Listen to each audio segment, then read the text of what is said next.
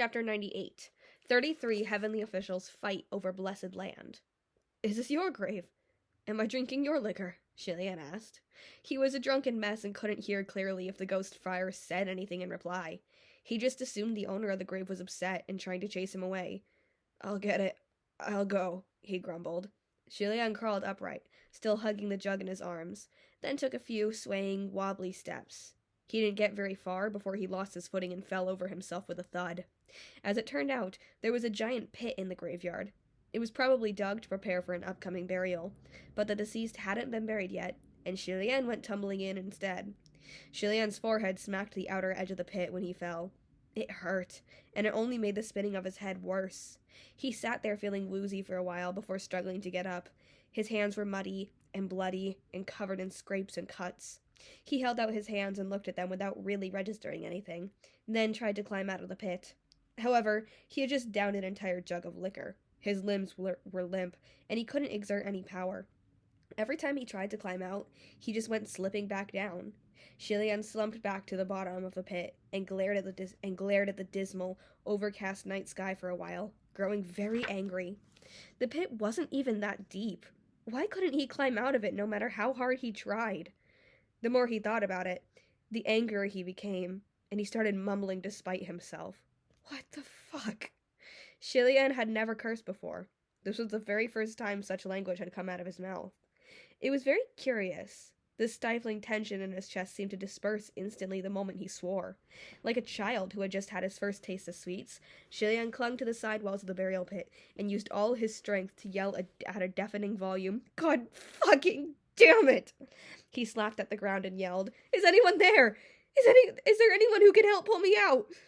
Of course there wasn't. There was only a small ball of haunting ghost fire, blazing unceasingly as it flitted about. After Shilian fell into the pit, the ball of ghost fire rushed over, seeming to want to pull him up. But it would never be able to touch him. Shilian didn't bother with the ghost fire at all, just continued his angry rant. Someone might as well just come and bury me. Cursing was one thing, but he still had to get out. Cursh, cursh.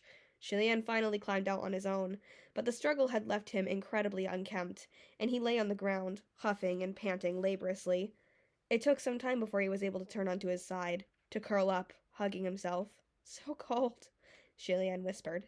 His voice was tiny, scared that someone would overhear, but the ghost fire did hear, and it came flying. It pressed itself against his body, its flames immediately burning much brighter than they had before. It was burning itself up with all it had. Illustration.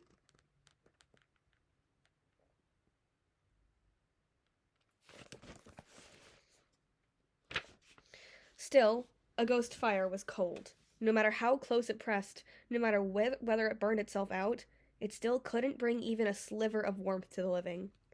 In his daze, Shilian thought he could hear a tiny voice. The voice seemed so close and yet so far, like it was coming from a waking dream. It cried in despair, "Oh God, please wait for me. Just wait for me. Please give me a little more time. Let me. God? Is it calling for me?" Shilian wondered to himself. But even if it was praying to him, it would be pointless. He was already powerless as a god, and he was even less capable now that he wasn't. "Your Highness? Your Highness? Your Highness!" It was Function's shoving that woke Shilian up. Shilian blinked his eyes open laboriously and found himself lying in a narrow alleyway. Function's face was hanging above him. He let out a breath of relief when he noticed Shilian was awake, but a moment later, his relief was replaced with traces of anger. "Your Highness! What's going on with you? Running off on your own for 2 days without a word? If you didn't come back soon, I won't be able to keep hiding it from their majesties." Shilian slowly sat up. 2 days? When he spoke, he found that his throat was dry and his voice hoarse. His temples throbbed, and his head ached like it was going to split. He sort of remembered what had happened, but not really. Function crouched by his side. "That's right! 2 days! Where exactly did you go? Why were you running around like a madman?" Had he been drunk for 2 days? Why wasn't he in some wild graveyard? Why was he lying here? Function's tone made Shilian shiver with foreboding. "What did I do?" "You were possessed! Function said gruffly, smashing stalls all over the place, beating people up. You even tried to confront some patrolling Yong'an soldiers. And I don't know what else you did before that. When Shilian heard that he had even gone after Yong'an soldiers, he was shocked. I confronted the soldiers? Then what happened to them? Luckily, I found you and stopped you, Function replied. And since you look like this, they assumed you were just some crazy drunkard. They yelled at you, but didn't bother doing anything else. Otherwise, you'd be dead for sure. What happened to you? Why does it look like you were drinking? Shilian looked down at himself and found that he was filthy, covered from head to toe with mud and grime. He scratched his head, and his hair was as messy as that of a criminal being dragged to his execution. He certainly did resemble a crazy drunkard who slept on the streets all day. Shilian was briefly silent before he crawled to his feet and replied vaguely, Yeah, I drank a bit. Function couldn't wrap his head around this. Huh? How could you drink? And how much did you drink to be drunk for 2 days? Seeing Function's look of disbelief irritated Shilian for no good reason, and he walked on ahead. I already said I didn't drink that much. Just a bit. No big deal. Why can't I drink? Function hadn't expected him to answer like this, and was stunned for a moment, then chased after him. What do you mean, no big deal? Has your highness forgotten? Drinking breaks the precepts. You can't break them. Otherwise, how can you cultivate? You have to ascend again. Shilian quickened his pace the moment he heard cultivate and ascend. He didn't want to listen anymore. Your highness, Function called out. He caught up again, and after a moment's hesitation, he tried, Did something happen? Won't you tell me? Hearing Function question him so cautiously, Shilian opened and closed his mouth, wanting to speak but unable to. He might break down if he didn't tell someone soon, but he also wasn't sure how Function would react if he told him. He didn't dare make that gamble. Seeing him distracted, Function added, Honestly, it's not like you killed or robbed someone, so what is it that your highness can't tell me? It's not like you killed or robbed someone. Those words threatened to suffocate him. Before, he might have wavered on the matter. He might have tried to tell the truth and trust his luck.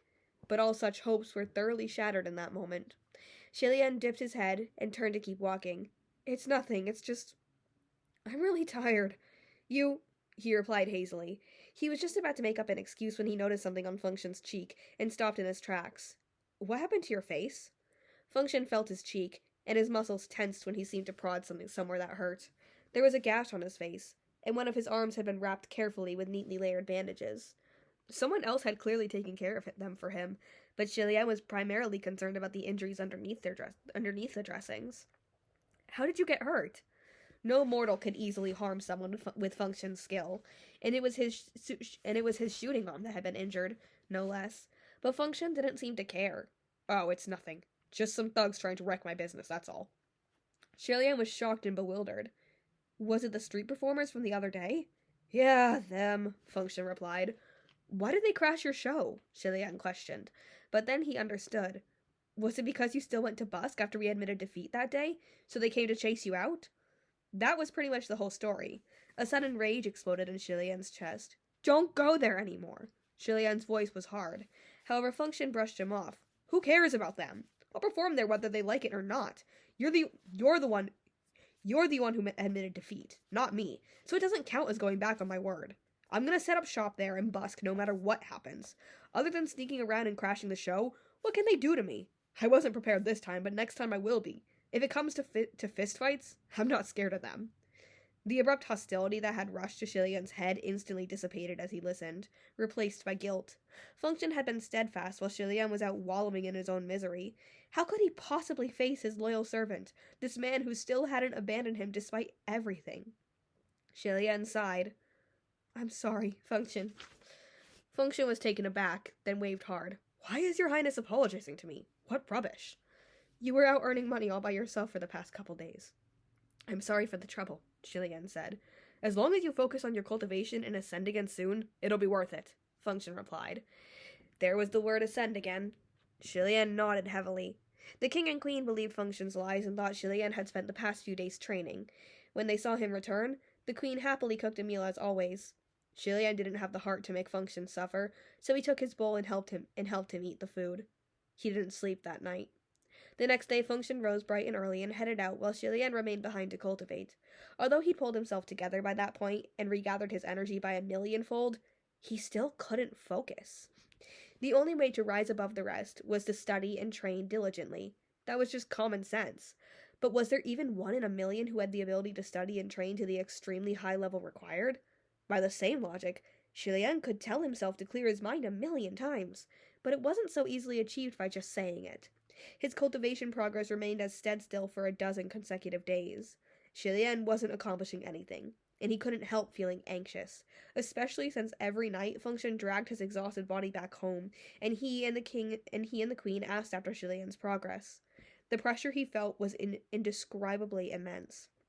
He didn't dare tell them the truth, so he could only vaguely answer that yes, he was making progress, which made Function and the queen both very happy. Still, he knew this couldn't last forever. After 2 months, Shilian finally couldn't let it go on any longer.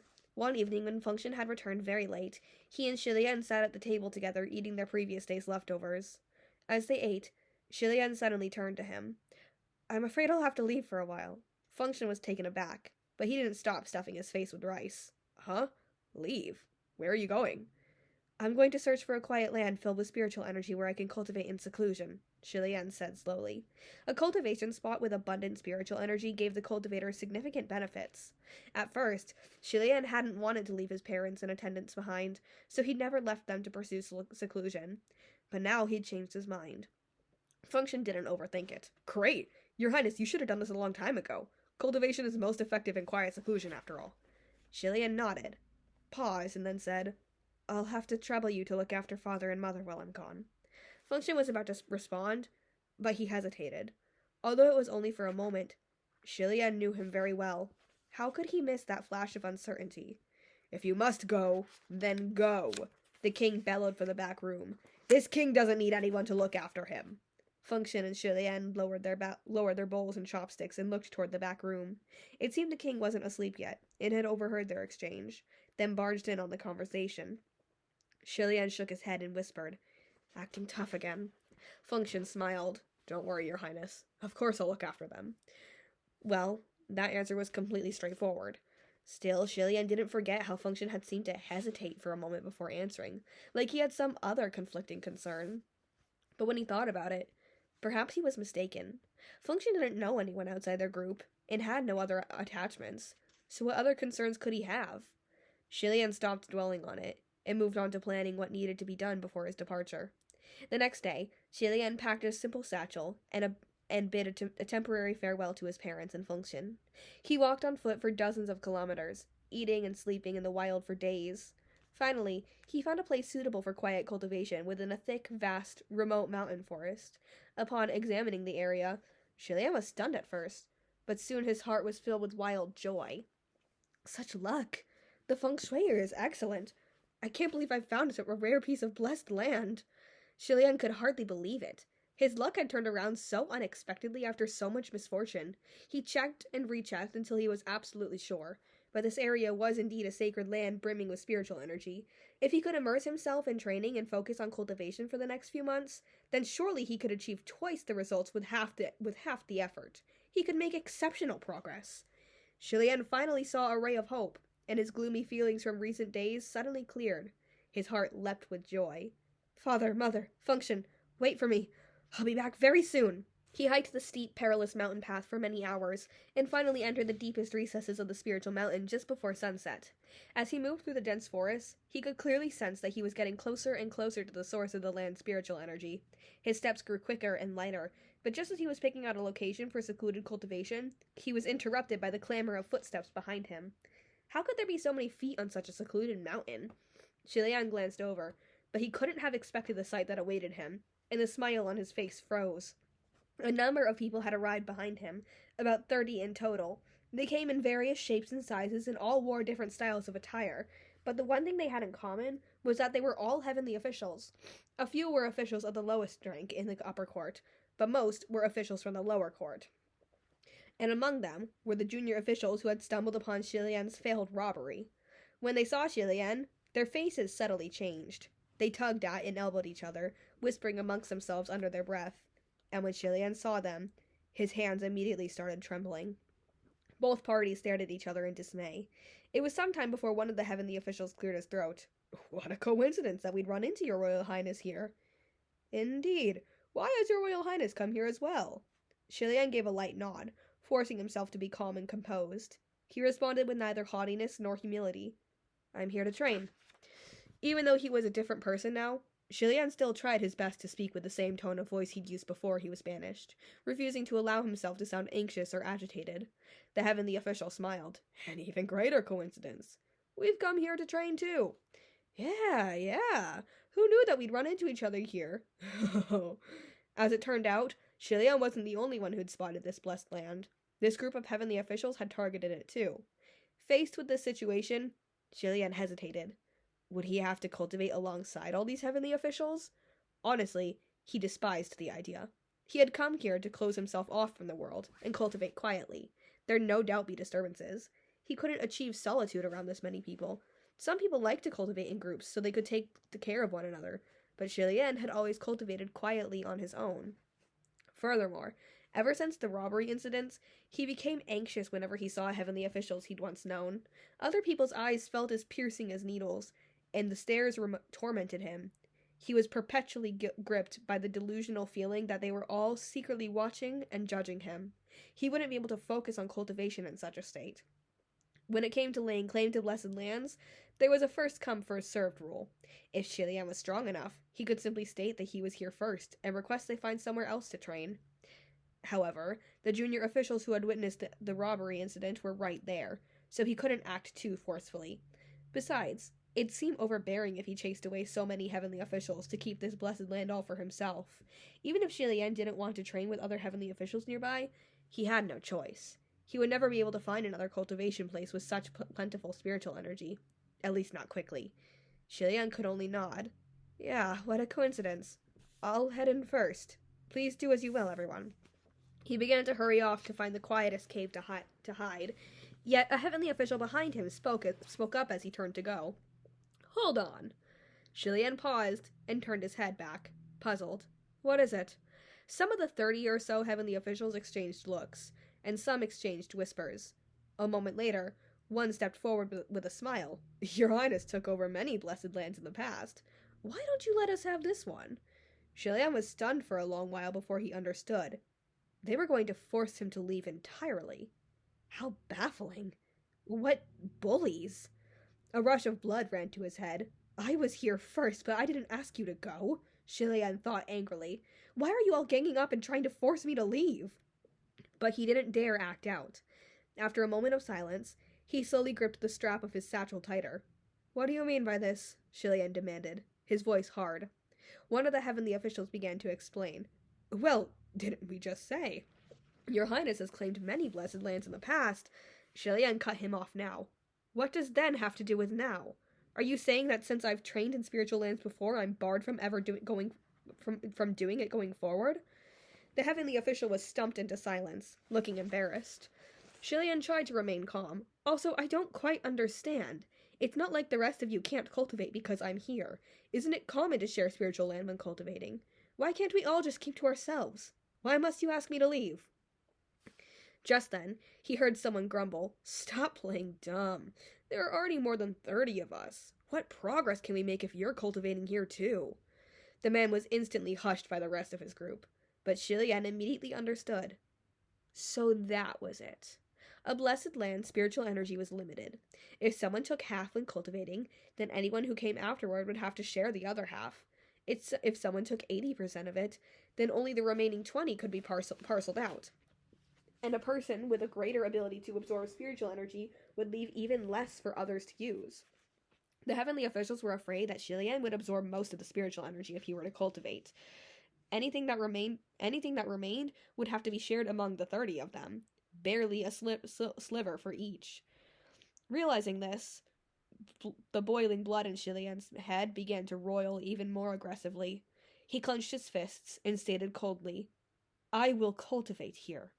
Another heavenly official spoke up. Your Highness, we're only calling you Your Highness out of respect. You're nothing more than mortal right now. Why must you fight with us over this spiritual land? Since I'm a mortal and you're all heavenly officials, then what are you afraid of if I'm here to train? Shilian said. If I don't leave, are you going to chase me away by force? Of course, they couldn't do any such thing. Heavenly officials were not allowed to attack a mortal who hadn't committed any major sins, lest they be punished. These heavenly officials couldn't do anything to him. However, Shilian had forgotten one thing. As he stubbornly faced those 30-some heavenly officials, a voice broke in to say, "It seems your highness has grown more of a backbone after being banished to the mortal realm. Not only will you rob mortals, you'll even offend heavenly officials." It felt like Shilian had suddenly plunged into an icy cellar. He whipped his head up and saw that the one who had spoken was an unremarkable lower-ranking official, but not one who'd been among the group that had caught him red-handed during the robbery incident. As Shilian had suspected, they had already gossiped about it. It hadn't all been in Shilian's head. Everyone really had been staring at him with judgment in their gazes. Everyone knew. All of these heavenly officials. They all knew. In an instant, Shilian felt like all the bones had been pulled out. All of his bones had been pulled out. The fire burning in his veins was extinguished, and his eyes turned red. He stiffly looked at the junior officials who had seen him that night. "You said you wouldn't tell anyone," he rasped. Perhaps his burning stare pierced them too deeply, but the junior officials pinned under his gaze quickly waved their hands. "We didn't tell any outsiders." His eyes burning red, Shilian demanded, "Then how did they know?" None of the 30-some heavenly officials looked surprised when they heard his question. If so many of these heavenly officials already knew, how much of the upper court had been told? His question stumped the officials for a moment, but they quickly argued back. "Well, it's not like they're outsiders. We're all close friends here, with no secrets between us. So this doesn't count as telling, but we won't say anything to anyone besides the officials here." Shilian didn't wait for him to finish before he cried out sharply, "Lies! What a bunch of lies! I don't believe you!" The junior officials were starting to feel a little embarrassed at being cut off so pointedly, and they shrank back into the crowd. Just then, one of the heavenly officials spoke up, his voice booming. "What does it matter if you believe them or not? You're already lucky that no one has exposed you for the fine deeds your highness has done here in the mortal realm, and you still ask them to keep a secret for you? Why are we obliged to keep your secrets? What a joke!" It was like a bucket of ice-cold water had been thrown in Shilian's face, followed by a blade piercing his heart. "No, Another heavenly official piped up. "You wouldn't fear mere talk if you hadn't done anything immoral. You're the one who's gone corrupt, and you blame others for not keeping their word? Keeping such unjust affairs under wraps would be the real crime." "No!" Shilian cried. He wanted to say that he had his reasons, that he hadn't wanted to do it, but deep down, he also knew that his reasons weren't important. All that matters was that he did indeed try to rob someone. A stain like this was like a brand of shame on his face, and it made him feel infinitely small before these heavenly officials, too afraid to even raise his voice to defend himself. Seeing that his will was fading, one of the martial gods stepped forward. "Your Highness, now do you understand why we don't want you to cultivate here with us?" Shilian lowered his head and tightened his fists. The martial heavenly official continued, "We are not walking the same path, and travelers of different paths shall not meet. You should leave." The way he said that so presumptuously, understanding suddenly dawned on Shilian. At the end of the day, they were throwing around all these insults and accusations solely to make him give up this spiritual land. His fist clenched so hard that his knuckles cracked, and a lump weighed heavy in his throat for a while before Shilian said darkly, "I'm not leaving. I will stay here and train."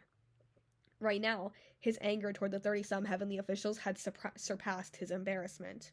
Now that things had gone this far, what did he have left to lose? He might as well go all out. Instead of running away with his tail between his legs, he'd rather stand his ground, thick-skinned and immune to their barbs, and keep them from getting their way. Shilian's head snapped up. "I will train here," he repeated. "This mountain does not belong to any of you, so none of you have any right to ask me to leave." Now that he'd hardened his attitude, the 30-some heavenly officials' faces darkened. Shilian heard them muttering amongst themselves. "Why does he even bother? I've never seen anyone so shameless." They could gripe all they wanted, but Shilian would stay where he was, even if his heart was bleeding profusely from being stabbed by spears of lips and swords of tongues. He would stubbornly refuse to move an inch. The martial heavenly official said, "It seems your highness is bent on having his own way and making everyone else unhappy in the process. Kick me out if you've got what it takes. Even if you want to, none of you have the skill," Shilian said coldly. At that, many of the heavenly officials' faces dropped, and they pulled out their weapons. Of course they would. Shilian's words had been a grave provocation to any martial god, and many of those present were just that. There was no way they could pretend they hadn't heard. Shilian was quickly surrounded, but he wasn't scared at all. He had no blade in his hand except the branch he'd been using as a walking stick. One of the martial gods said severely, "Your Highness, if you apologize immediately, we will pretend that you didn't offend us." "If I've made anyone unhappy, I'm not sorry," Shilian replied. He pointed forward with the branch in his grip, "because none of you are fit to be gods." A wave of outrage broke around Shilian. Someone snorted, "We're not fit? And someone who robs mortals is worthy?" Shilian couldn't hold back anymore, and he didn't want to either. He swept the branch through the air and charged at them, yelling, "You bullies!" The martial gods readied their weapons to welcome his attack, and the other heavenly officials standing in the circle cried out to Shilian, "It's not like we force you to rob people. Why are you blaming us?" But they were too happy too soon. They'd assumed that Shilian would be easy to take down, considering he had no spiritual powers or weapons. Yet, unexpectedly, even though Shilian wielded only an ordinary branch, it was no different from a vicious blade in his hands. His strikes were incredibly strong, and forced his opponents back. Only a few moments had passed, and many of the martial god's swords were nearly sent flying. They were even scared of being sliced by the sharp winds of the branch's swings stirred up. Every single one of Shilian's opponents fled to hide at the back of the group. These esteemed heavenly officials couldn't even defeat a banished mortal. What an embarrassment. Just then, one of the heavenly officials watching the fight from a distance shrieked, "What's this?" His cry alarmed the other heavenly officials. "What's going on?" The screaming heavenly official seemed to be in excruciating pain. He was doubled over and covered his face. A ball of ghost fire just hit me in the eye. Did he do that somehow?" This was the official who had pointed at him and declared him a thief. Shilian snorted. "Ghost fire? If you want to steal the spiritual land, at least be frank about it. There's no need to slander me any further." His fury flared again, and his attacks grew more brutal. Every single spear and blade wielded by that circle of martial gods was knocked away by Shilian's entirely normal branch, and the weapons clattered as they scattered across the ground. At that moment, someone yelled, "We got it! We got it! Look!" Shilian paused and steadied himself. The heavenly officials were in a tizzy. One of them was gripping something in their hands and raised it high for all to see. "There really is a ghost fire! He's playing dirty! We've got proof!" Shilian looked closely, and sure enough it was a little ball of haunting, blazing ghost fire. "I don't even know what's going on! How dare you accuse me of playing dirty just because you caught some ghost fire?" Shilian cried out angrily. "It's not like ghost fires are rare. Do you see my name written on it?" The heavenly official who had shrieked was clutching his eye. "Why would a normal ghost fire attack my eyes? If it isn't under your control, why would it act like this?" "And I say it's some wandering spirit from the mountain that was frightened by you lot and came crashing in here by accident in a daze. Your proof is nonsense," Shilian rebuked. The martial god who had first attacked and grabbed the ghost fire. "Who cares whose control it's under? Just disperse a harmful thing like this," he said as he gripped it harder, looking like he planned to snuff out the spirit's fire. Seeing this, Shilian blurted, "Let it go!" He couldn't bear to have wandering spirits be dragged into their quarrel. He rushed to fight the martial god and retrieve the ghost fire. Since Shilian intended to rescue the spirit, he had to hold back a bit, and the two were soon at a standstill. Suddenly, a few of the heavenly officials called out from behind them. "You're here? Come quick! Come see for yourself what's going on!" It sounded like someone had arrived. "You're finally here!" another heavenly official cried. "We've been waiting for you! Come give us a hand!" Shilian was startled. Had someone powerful arrived? Then he thought, well, who cares who it is? If they're going to give me trouble, I'll just go another round. I'm not afraid of anyone. He was brimming with resentment and ready for a huge brawl. But when the crowd parted and the fashionably late arrival stepped forward, Shilian was absolutely stunned. The newcomer was Mu Qing. Mu Qing obviously wasn't expecting to see Shilian like this either. The moment they came face to face, they were both dumbfounded. Shilian's eyes went wide and he completely forgot about the martial god he had been fighting. "Why are you here?" "Aren't you?" he muttered. But after only a few words, he noticed something and fell silent. He understood what had happened. Right now, Mu Qing wasn't wearing his old, worn black robes from when he'd been with them on the run. Rather, he was wearing a uniform befitting a martial heavenly official of the lower court. Fengxian and Mu Qing had once been Shilian's left and right hands, Their abilities were highly praised and caught the eyes of many. When Xilian was banished, some heavenly officials had thought it a shame that Fengxian and Mu Qing were banished with him. Some even had approached him in secret to ask whether they were willing to transfer their loyalties and serve another palace. It was feasible that a heavenly official had pulled Mu Qing up to the lower court as a gesture of recognition and had him work in their service. That had to be it. And he was clearly doing well for himself if he was tagging along with this group of heavenly officials to search for blessed lands in which to cultivate. Xilian was still in a mortal body, but Mu Qing had already returned to the lower court. It was strangely ironic. With great effort, Mu Qing composed himself and asked in confusion, "What's going on here?" The heavenly officials all fought to tell their tales.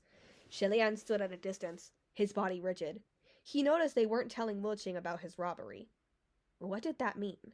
It meant Mu Qing had already heard about the incident. Mu Qing knew he'd tried to rob someone. Drop after drop of cold sweat rolled down the side of Xilian's face, and he backed away a few steps involuntarily. The martial god who had been facing him earlier huffed in anger. "He wants to take the spiritual land all for himself and chase us out! Mu Qing, hurry and help us!" Help? He wanted Mu Qing's help in the fight against Xilian? Xilian was tingling with rage, shocked to the core. He finally snapped back to himself and stammered furiously, All of you are lying about what happened. So shameless! It wasn't like that at all. I clearly wasn't doing all of that." Mu Qing was still just watching from the side, and it was making Xilian anxious with rage. He charged forward with his branch again.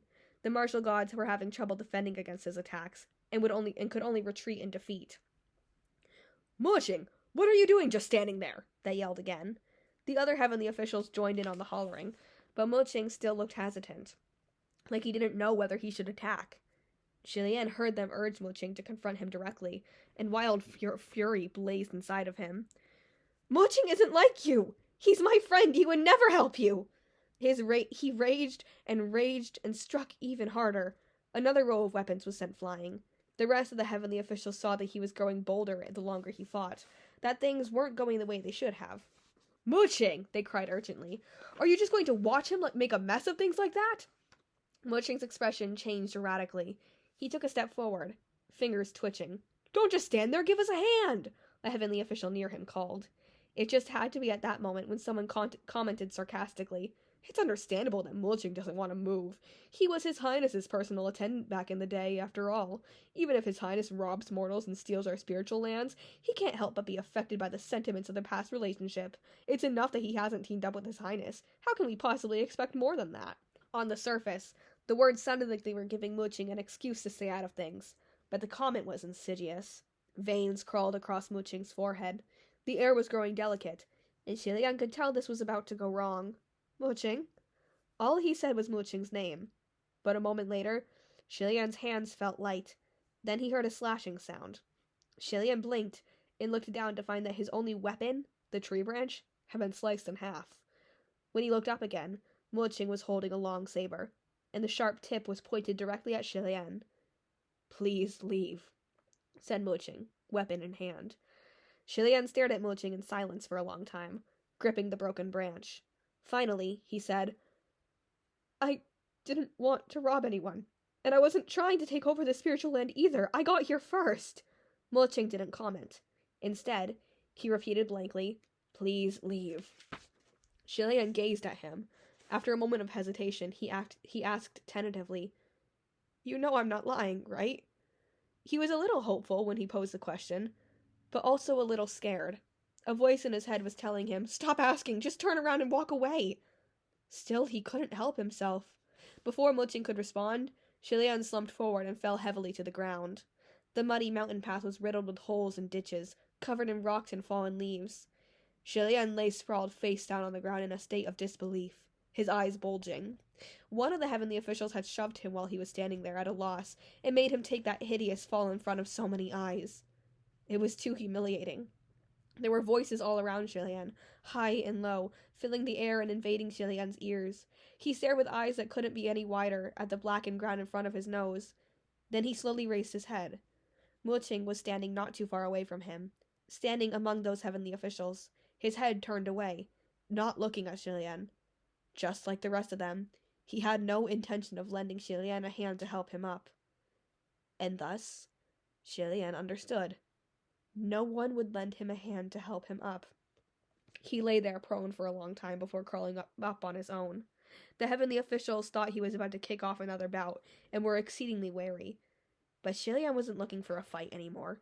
He fumbled around, head bowed, and once he found the little satchel the queen had packed for him, he picked it up silently and secured it to his back. Then, he turned around and headed down the mountain step by step. As he went, his steps grew faster and faster. It wasn't long before it turned into a mad dash. Shilian held his breath and ran all the way down the mountain without resting for a moment. He didn't know how far he'd gone, and he didn't mind his footing, causing him to trip and fall once more. The breath he'd been holding was finally released, accompanied by a mouthful of angry blood. Flustered, he didn't even think to get back up, just sat on the ground panting. Once his breathing slowly returned to normal, he still didn't think to stand up. He remained there in a befuddled daze. Suddenly, a hand was extended to him. Shilian blinked slowly at it, and his eyes followed the arm up. It was Mu Qing again. He was standing next to Shilian with his hand outstretched, looking a little ashen. A long moment later, he asked stiffly, "Are you all right?" Shilian stared at him with empty eyes and didn't speak. Mu Qing averted his gaze. Perhaps the chilling stare was making him uncomfortable. Nonetheless, he kept his hand outstretched. "Come on." But he had reached out too late. Shilian didn't take his hand, and he didn't get up either. He just kept staring at him with unblinking eyes.